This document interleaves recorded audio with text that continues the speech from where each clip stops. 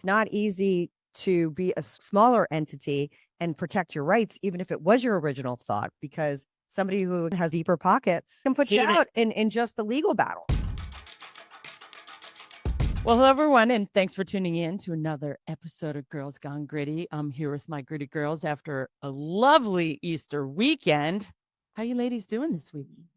I'm exhausted. I feel like I've been on a marathon of festivities since Christmas time, and I'm happy to be through Easter, but then I'm just looking ahead at even more fun and parties with graduations and summer, and Right. it just my liver is saying uncle.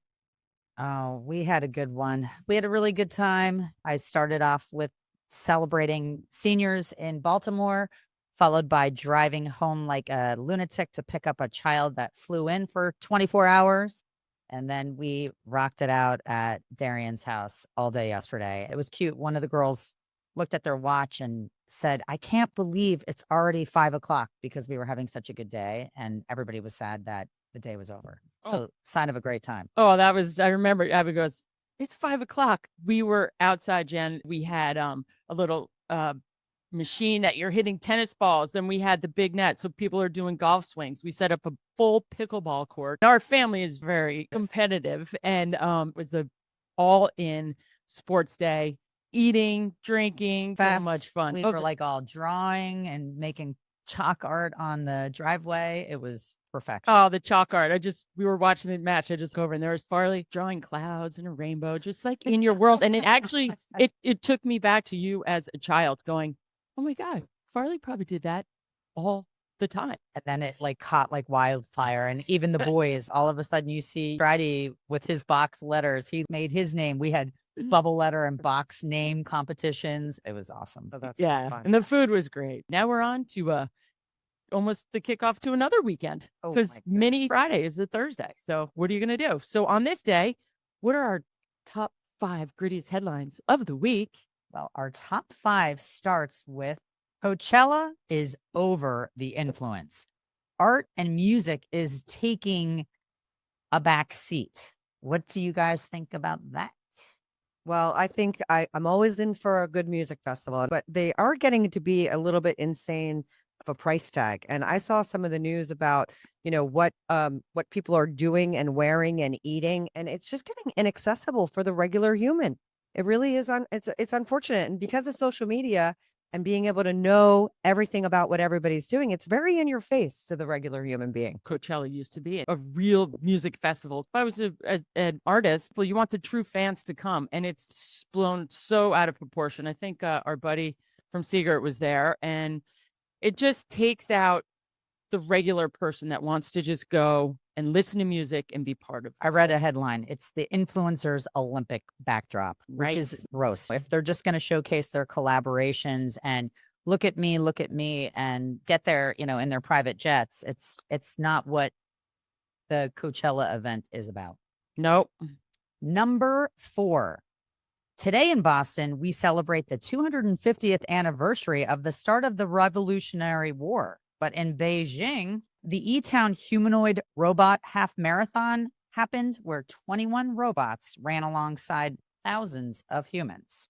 A friend of mine, Chris Horn, if you're listening, was at the parade in Concord. There were thousands of people just teeing it up, all for the 250th anniversary. The whole weekend kickoff leading into this marathon. It's just the biggest rager ever. And then you get the bots rolling down the street. Come on. It's going to be a new universe with all these robotics. So pay attention, people. What was the time that they actually ran the half marathon in? The robot that won. So all these robots were entered into this contest by different robotics companies. So they all had a different look, and they all had to look like humans or humanoids. And they had to be running on 2 legs. And the winner was a robotics company that did it in 2 hours and 40 minutes, which was double the time of the human. Who was the Star Wars? Is it like you see C3, running next to you and you're like, can you just kick him and try to short him out? Yeah. They ran in a separate lane, thank God. They weren't alongside the actual run. They had the legs that you see people that are missing a limb that they run on, like it really looked futuristic. Even though C3PO was futuristic in his day, this blows doors on that. Okay, number 3. Who is psyched that the Ice Bucket Challenge is back? USC Speak Your Mind Challenge is hitting towns and everybody. Yeah. Well, Darian and I did the ice bucket challenge, and we still have some people who have not done it yet. So she's going to be nominated by some people out there. Feel free to nominate Farley Thanks. Boyle. I've only been nominated, but I didn't know I was nominated, so I missed it because it was in a story and I wasn't tagged Ice Bucket Challenge. So You yeah, were traveling because the text was, Far, did you do it? I just did the Ice Bucket Challenge. You're like, what? I was nominated?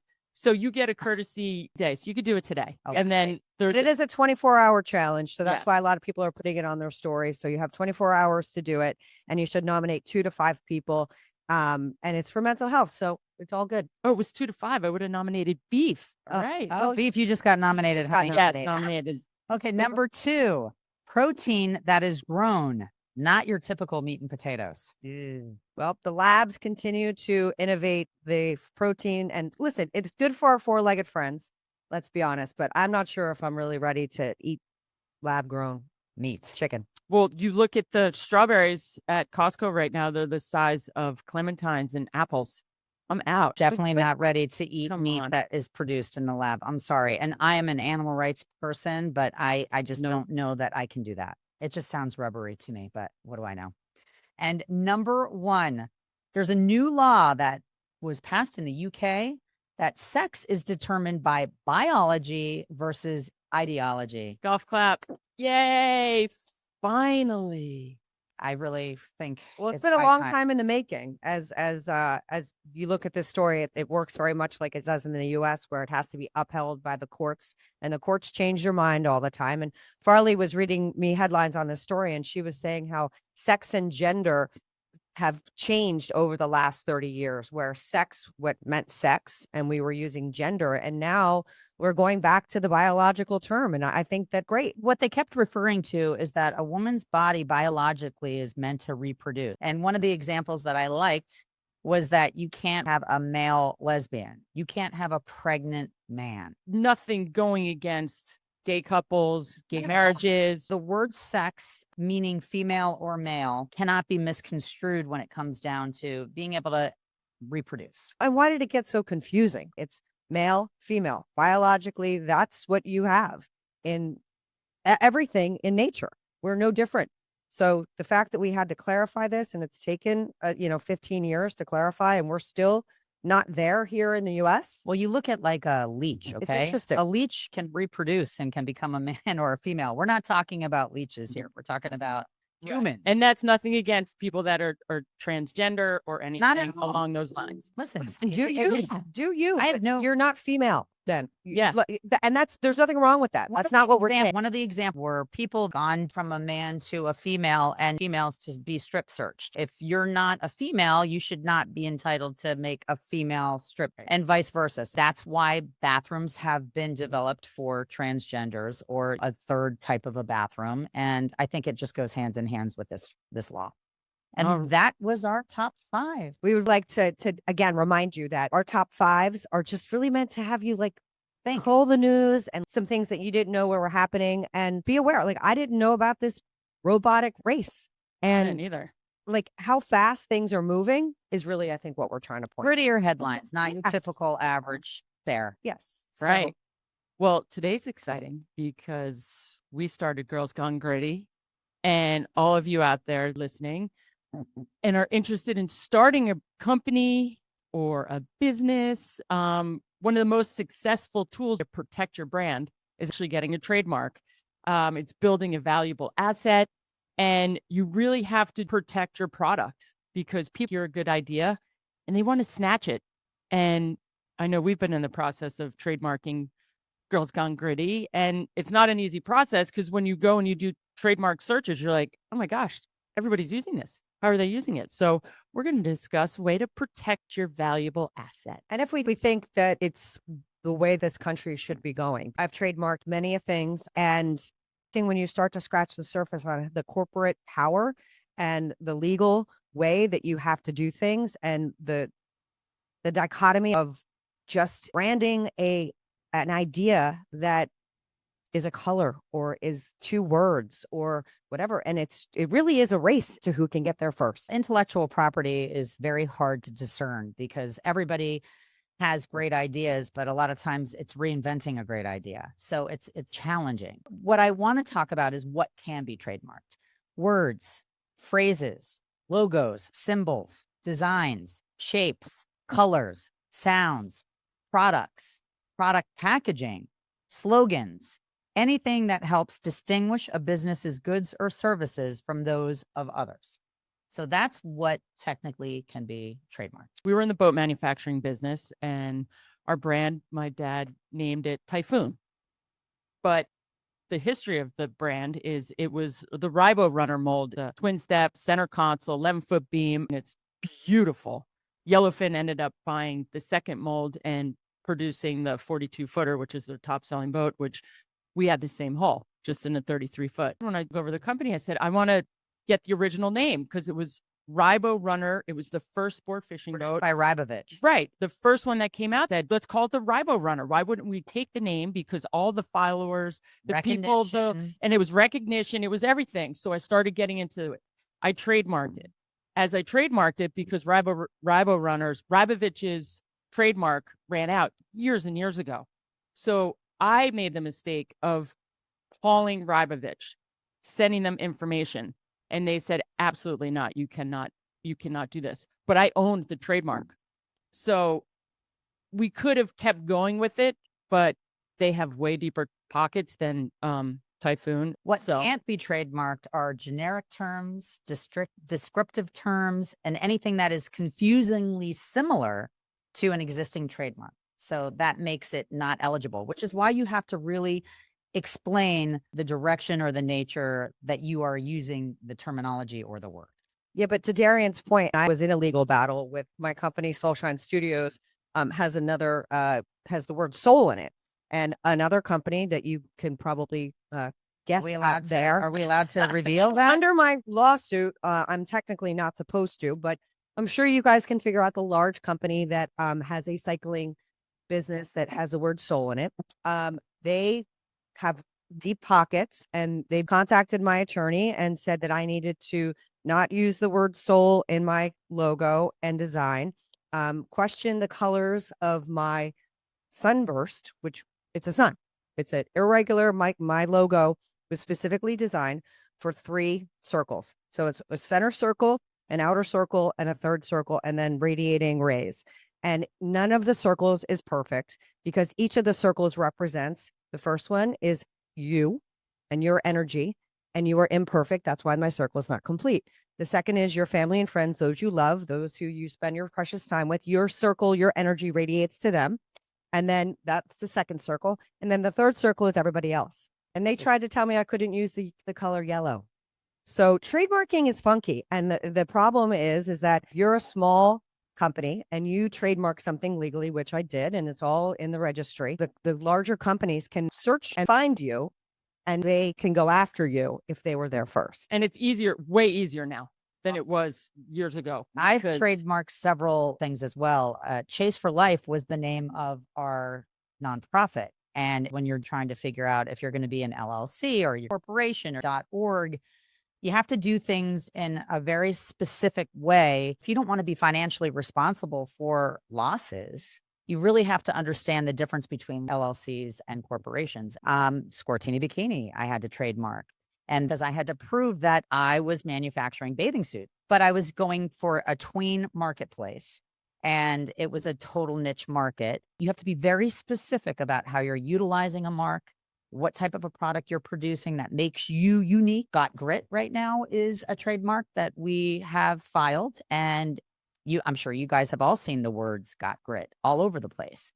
However, we're utilizing it in a way that is unique to us because we award a Got Grit winner weekly. And that's somebody that we feel is doing something great.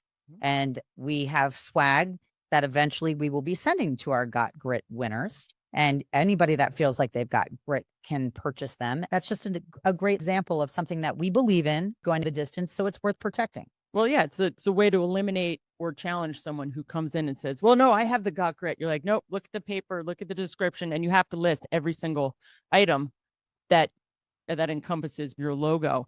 And one thing with Typhoon is that if you, or any product, if you just change a degree of our hull, someone could come in and they could change the degree of the step by 2 degrees, 1 degree, then there goes your trademark. They can copy you. That's why everyone just copies. They're all copycats. And that's swimwear. All I And had to it's do is everything. shrink the repeat or increase the size of the design and change the colors. And all of a sudden, somebody's unique, perfect fabric that they thought was specific to them becomes specific to anybody. Yeah. It's a very slippery slope. It's not easy to be a smaller entity and protect your rights, even if it was your original thought, because somebody who has deeper pockets can put you Hate it. out in just the legal battle. Just to file with the USPTO is $250. But if you're not doing it on your own, then you're hiring a lawyer. And it becomes a very expensive, costly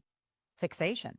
And I want to thank our lawyer for your help. And Christine Lefebvre. yes, It's very you. good to have a wonderful IP attorney in your Rolodex that is your person. She's filed pretty much everything for me in the past. Cortini, Chase for Life. I'm trying to think of what else. Oh, when you think Nature's about it, Cling. so I've done it on my own always, and it's very tedious. It's very descriptive. Every line you have to dot every I and make sure you hit anything that forward thinking. Going, okay, well, whatever I'm thinking today, what am I going to be wanting to produce 10 years from now? Because you're going to have it. You have to cover every basis. So it made it so easy because, this is so easy. Once we got involved with Chrissy, it's like, wait, no, you need this one, this one, this one.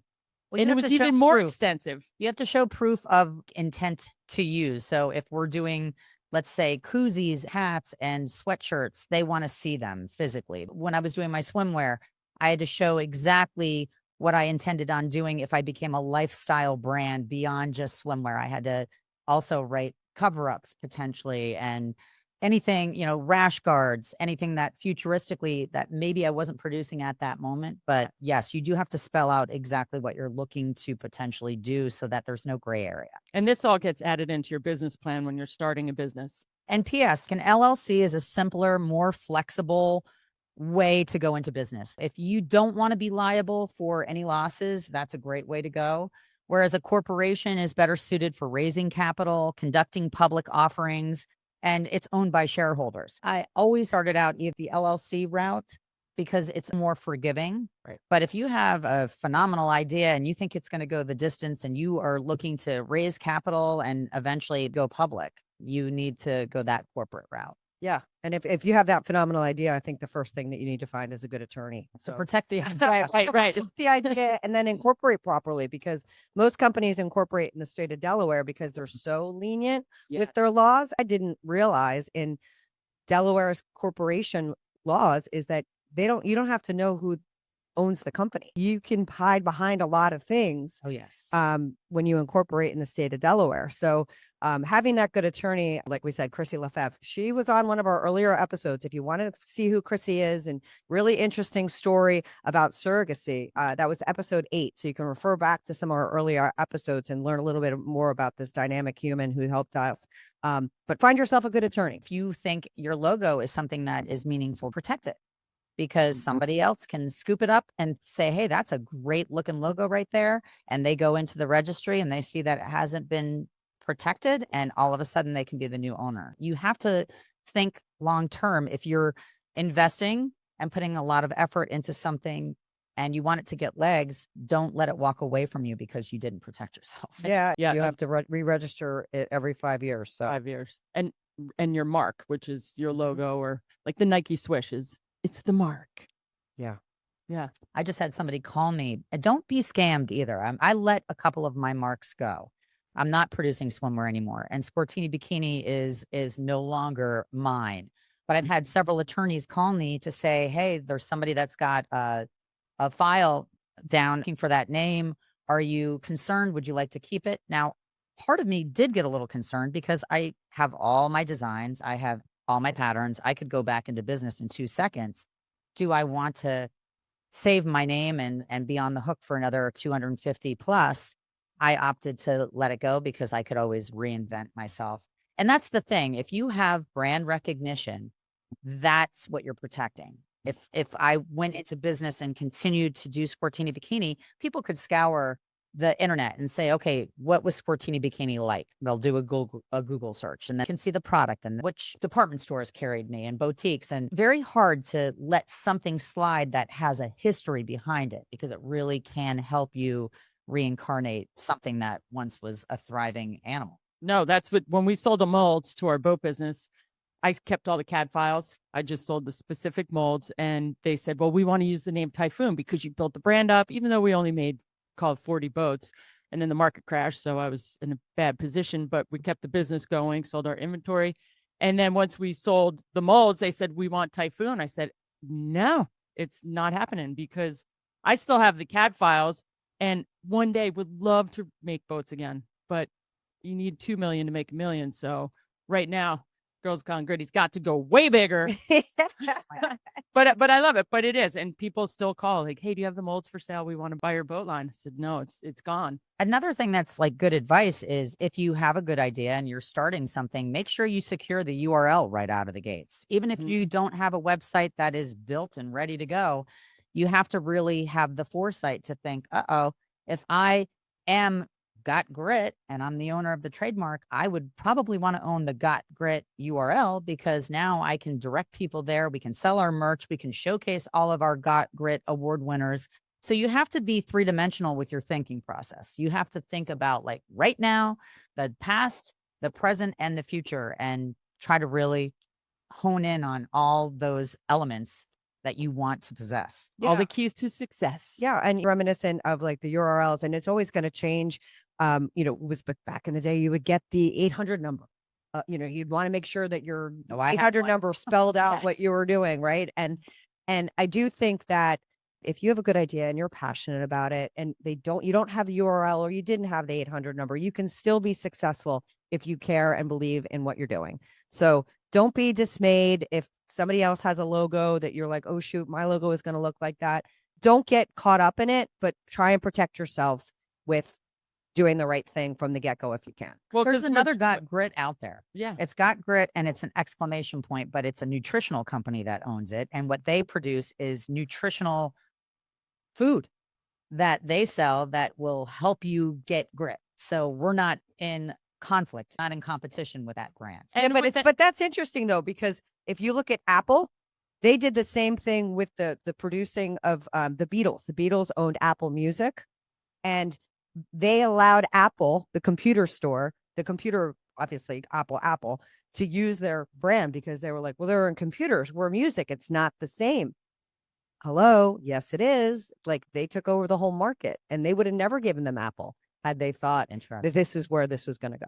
right. And who would have thought to trademark Apple? It's it's the original fruit, right? I mean, Right. like, but again, people can trademark soul. And I always said, I was like, anyone who wants to trademark soul and wants to fight you for it, they are the devil. They are the devil. But The that's, devil. and a lot of people don't follow through. Everybody has an idea. Yeah. And everybody, okay, I'm going to start and I'm going to make one design. People don't follow through. It's very Is simple. the whole thing. A lot of people are just, they're not that they're lazy, but they say, okay, they don't look forward thinking. So you have to, if you want to be successful, just write out your business plan and always incorporate, I have to trademark. I have to, maybe you have to copyright. It depends. If you have a slogan you want, so much you have to do. Get a lawyer if you can, and that really makes sure that you hit all of the checklists. And don't to be be intimidated successful. if you have a great idea. Actually, just go right on and do a quick search. It's free. You can Mhm. just type in exactly what you're looking to protect, and you will see who else is out there that might be using something similar, or maybe the exact same terminology. And you can read about them and you can find out where they're located. Chase for Life, my nonprofit, there was another Chasing Life, or Chasing for Life, and they were also a nonprofit, but we had to prove that we were doing life-saving CPR skills and swimming and, things of that nature. And we didn't have a direct conflict of interest. So we were both able to use it. So sometimes there's exceptions that make sense. And if you're not in the same location and you're not necessarily doing the same exact thing, even if the word chase is being used, you can still prevail. Yep. So just do a free search and get educated. Did you ever think like I have the most original thought, and then somebody else has the exact same thought at the same time. And that's why you want to be quick on what you're doing, because I still fundamentally believe that the energy of the universe, like the ideas come to your brain through your crown chakra. And when it's out there, that means it's out there and you were just receiving it. So somebody else might have a similar idea, but take yours and make it great. I'll tell you the hardest thing to do Have some grit. is come up with an invention. Now, I Mhm. came up with an invention and I had to like put together pictures that supported what it was Mhm. going to be. And the prototyping was going to be so expensive. That was a $15,000 starting point to try to show that my invention was worthy and make it mine. And I decided to walk away from it. What was your because invention? It was an ice cream cone with a moat. And I called it the ice cream moat, so that when your ice cream starts to melt, it actually gets caught in this moat that you can still eat and it's not drippy and you're all over your kids' faces. But it was very hard for me to get the prototype because it became a very complicated, expensive thing, and I walked away from it. And I think that there is something very similar out there that was a plastic thing that you could put over the cone that came out. So people were thinking on the same mind frame. I just had the name and I wanted to rock, and it was, I'm not willing to spend $15,000. I had the same thing. I had 3 different inventions, and it's so annoying because I never followed through. And I had one, I called it shebang, took computer pads because I always had shin bang in my ski boots. Because as you know, when you ski, if you ski hard sometimes and your shins get so sore, and I perfected them and I shaved off these computer pads and they were this Like this where perfect, the mouse goes on? like the mouse. Ah. Yeah. And I put them in there and I made them for my friends. And I was like, these are going to be called shebang. That's perfect. And I never did it. Then I had the helmet covers. I customized all the helmets that Like I s- like did. roller All my skate ski, all, covers no, you all put my, on your helmet? yeah, my ski helmets. So when I was ski racing, I hated anything that was plain, obviously. So all my race helmets, I would take my favorite pants. I cut silver stars out of them for X Games, and Michaela had a matching one. And I put stars all over my red helmet. Then I would cut fur off of my skirts, and I'd cover my helmets in fur, or picked apart a disco ball and had You this still full. need to do this. But had the helmet cover. Then someone years later goes, "Oh my God, I love that. You customize all your helmets." And they followed through with it. Yeah. So it's the follow through Wow. process and it's is the what you solving- have to do. And it's the solving of a problem, which Yeah. inspires Finding a a lot niche, of marketplace. right? Yeah. I had a similar situation to you when I was teaching. I would use paper plates to work your abdominals and do slides with your foot. And I just would bring paper plates to the gym. And they came out with these disc slides Yes. that why didn't I think, like, I'm a MacGyver. That's what it is. Yeah, Like so I just figure out what can work. I don't like think about like slapping a label on it and patenting it.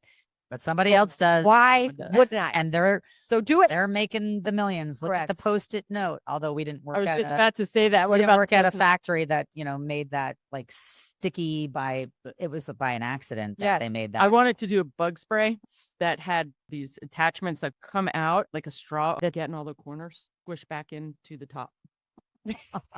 I'm not sure I understand that, but I don't want to be a bug. It was so that you could get into the corners. If you really believe in something, don't share it. Don't tell anybody. have people sign an NDA if you're going to go to a corporation and show them something that they could manufacture lickety split because they're already set up to strike. Just remember, good ideas are meant to be protected if you think that they could get legs, and NDAs will help that. You can go have a presentation with a company and make them sign that, because if they modify just one piece of it, it suddenly becomes their intellectual property and their idea. It's very hard to protect yourself.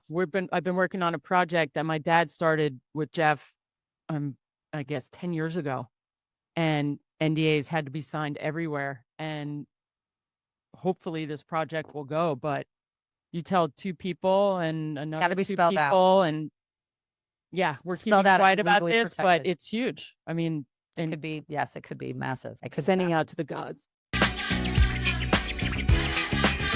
Getting jiggy with it. Well, Speaking of the gods, who's our great winner of the week? Oh, so our Got Grit winner, I think that you guys probably all could pick if you had to guess. it is going to be Pope Francis. He's 88 years old. He passed the day after Easter. He was the first Jesuit priest, which to me is, it really means that he knew that he wasn't a perfect human. And he owned the fact that he was a sinner. On his first interview, that's what he said. I'm not a perfect person. I have sinned. I will not judge. I've been forgiven. And Jesus is my friend. So I liked the fact that he embraced the fact that he wasn't this perfect person. He didn't live in like the Pope In the- pompous. The papal palace. Yeah, he Yes. lived in the back in a cottage. Sorry, he didn't live in the papal Exactly. palace. He lived in the back cottage Right. because he said that he wanted to live as God would. He wanted to not live in luxury. I like He that. wanted to just kind of portray. He's grittier. He's a Yeah. grittier Pope. And He's a pope of the people. He really was trying to really connect. Like, he's the first He Pope was from the great. Americas. You know, he was from South America. He was born in Argentina. He canonized 1,000 saints, which to me is a wonderful way to show that there's still godly people walking among us. And I just think that he was the right person to be our Got Grit winner. Who's going to be our next pope? all right. And what kind of music do we have today? Dee, I think you are our music selector. Well, this song came to mind because B&T is about to open. Every time I hear this song, it reminds me of this family who I absolutely adore. And it gets the dance floor going. And it's the littles, the big, everybody comes and they dance, and it almost becomes a sing-along. You're going to get it in probably 2 seconds. All my memories gather round her. Miner's lady, stranger to blue water. Dark and dusty, painted on the sky. Misty taste of moonshine. Teardrop in my eye. God, you're going to make me cry. Country road, take me home to a place I belong. West Virginia, Mountain Mama, take me home, country road. Let's see. John Denver has a special place in my heart forever. And that's the song my father came out of his coma to. My dad fell down the stairs 2 Christmases ago, and I muled in pictures of family. And when he was in ICU, and I was doing things to annoy him, like touch his feet, which he hates. And I played music. And everybody's like, are you allowed to play music? So for people listening outside, when you have adversity, trust your gut, trust your heart, and do what you need to do, and there's no no's ever. So anyway, I was playing music and singing to the top of my lungs, and my dad came out of his coma singing Country Roads. Great song. Every time I hear it, we dance, and it's just such a happy song. Everybody knows the lyrics enough. Everybody listens to John Denver. He's so good. Such a fabulous morning with you ladies, always. And What are we talking about next week? So I think we're going to go a little bit on the other direction. And I talk all about transgenders in sports. How do we feel about where sex lies and gender lies in that equation? It's going to be an interesting conversation, It is. especially based on our top 5, where we're clearly defining what it means to be male and female in the UK. And being the mother of lots of athletes, I'm sure you can kind of gauge the direction that we might be going. Well, on that note, we hope that we've inspired you to take an idea, run with it, think about maybe getting it trademarked, think about who you can work with. And again, if you have something that you'd like to share with us, some ideas on show topics, on anything, we'd love to hear about them, because we're really trying to help inspire you and get you involved in something. well, thank you everyone for tuning in to Girls Gone Gritty.